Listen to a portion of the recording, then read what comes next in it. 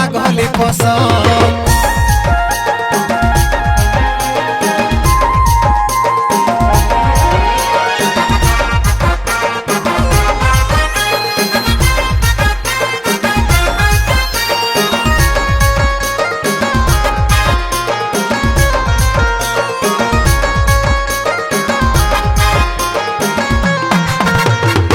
चूल उड़ाई चले हिस्टोई चश्मा लगाई के मन प्रेम जागी गेली तो कह देखी के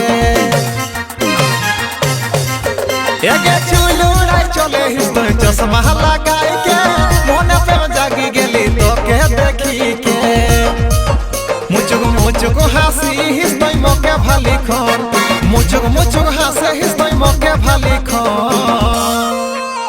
अरे कोतक पेछोई घोड़ा तेरे धन तोके दमे लागली पसंद।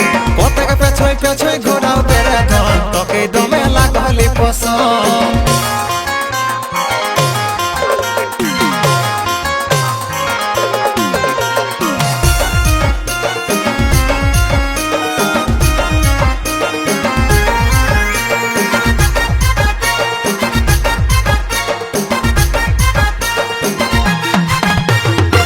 मानिले हमर कथा ना न भाव खाएंगे मोरे सोनिया से नहीं पावे सिर दुनिया गे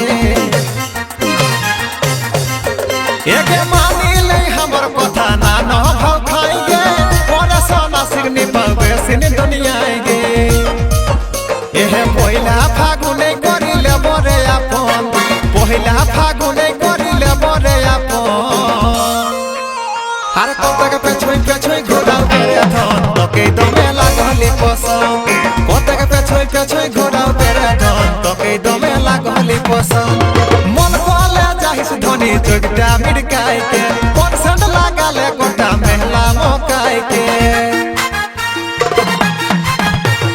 मन कोले जाहिस धनी चोकटा मिड़काई के पसंद लागले कोटा महला मोकाई के छड़ी करब हामी फोन तोर नंबरटा देब छड़ी करब हामी फोन। अरे कोतक पेछोई घोड़ा तेरे धन तोके दमे लागली पसंद। कोतक पेछोई घोड़ा तेरे धन तोके दमे लागली पसंद।